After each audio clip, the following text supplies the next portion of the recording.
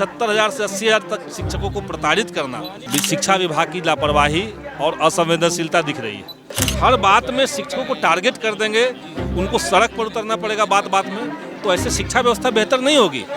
नमस्कार, आप live cities देख रहे हैं। मैं हूं आपके साथ रोहित वर्मा। बिहार में शिक्षक अभ्यर्थियों के द्वारा लगातार धरना प्रदर्शन दिया जाता है। कभी बीटेट का मुद्दा, कभी सीटेट का मुद्दा, कभी टीईटी का मुद्दा, एनआईओएस का मुद्दा लेकर पिछले दिनों आपने देखा था कि किस तरीके से एनआईओएस के कार्यालय के बाहर तमाम शिक्षक अभ्यर्थियों ने धरना दिया था। और आज जब विधानसभा सत्र चल रहा है तब पटना के गर्दनी बाग का नज़ारा आप देखिए विजुअल में कि किस तरीके से बिहार के कोने कोने से टीईटी, स्टेट और जितने भी शिक्षक अभ्यर्थी हैं वो पटना पहुंच गए हैं।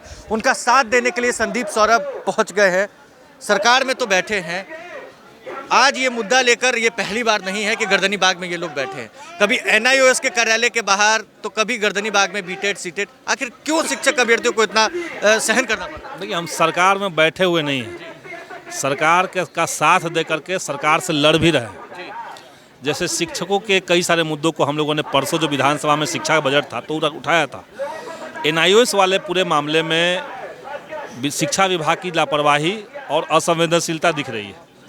जब एनआईओएस खुद ये कह रहा है, जिस विभाग को आपने कहा कि जिस संस्थान को आपने कहा कि आप ट्रेनिंग दीजिए, वो लिखित में ये कह रहा है कि हम 31 मार्च 2019 से पहले ट्रेनिंग दे चुके हैं, इनका काम हो चुका है। और ये जो 22 मई है 2019, ये सिर्फ सर्टिफिकेट का प्रिंटिंग डेट है, ये मुद्रण तिथि है, इससे फ़र्क नहीं पड़ता है। ये जब वो खुद एनआईओएस कह रहा है तो उसको न मान करके ये 75,000 से 80,000 तक शिक्षकों को प्रताड़ित करना कि आपका मुक्त कर दिया गया, फिर से आपकी ज्वाइनिंग होगी, तो ये तो बहुत गलत है।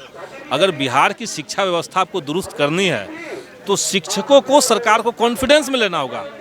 हर बात में शिक्षकों को टारगेट कर देंगे, उनको सड़क पर उतरना पड़ेगा बात बात में, तो ऐसे शिक्षा व्यवस्था बेहतर नहीं होगी।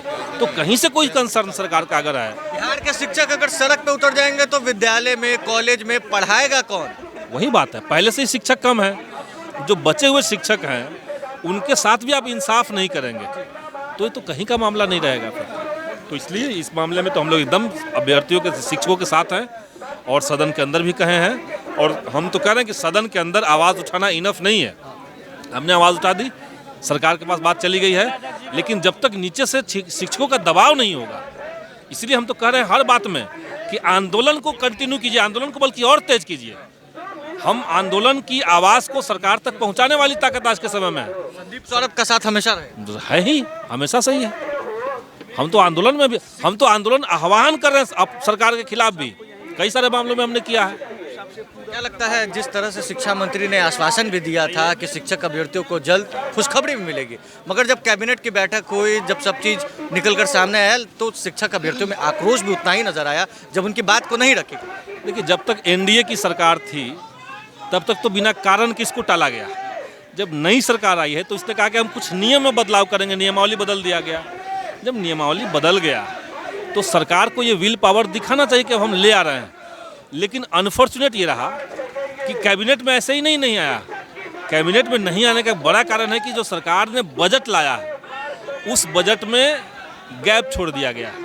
जैसे बजट में जो प्रतिबद्ध व्यय होता है, तो प्रतिबद्ध व्यय के भीतर जो वेतन वाला मामला है उस मद में सरकार ने केवल 4% का ही बजट इजाफा किया है।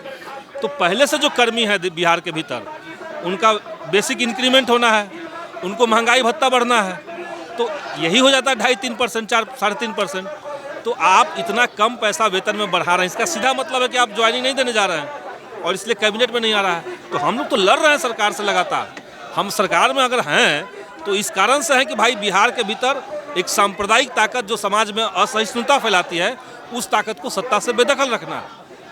नहीं तो हम तो सरकार से लड़ने के लिए तैयार हैं। देखना है कि जब टीटी एसटीटी के अभ्यर्थियों का साथ देने के लिए संदीप सौरभ पहुंच गए हैं तो इनकी आवाज़ को बुलंद करने के लिए विधानसभा के अंदर आवाज़ को उठाने की भी बात करते हुए नजर आ रहे हैं। अब देखना है कि टीटी, एनआईओएस और एसटीईटी के अभ्यर्थियों का बात कितनी जल्दी तक सरकार तक पहुंचता है और कब तक इनकी मांगों को सरकार पूरा करती है। बहरहाल इस खबर में बस इतना ही। अगर आपने अब तक लाइव सिटीज को सब्सक्राइब नहीं किया है, जल्द से जल्द लाइव सिटीज को सब्सक्राइब कर लिए, साथ ही साथ हमारे फेसबुक पेज को फॉलो करना, वीडियो को लाइक शेयर करना बिल्कुल भी ना भूलें। धन्यवाद।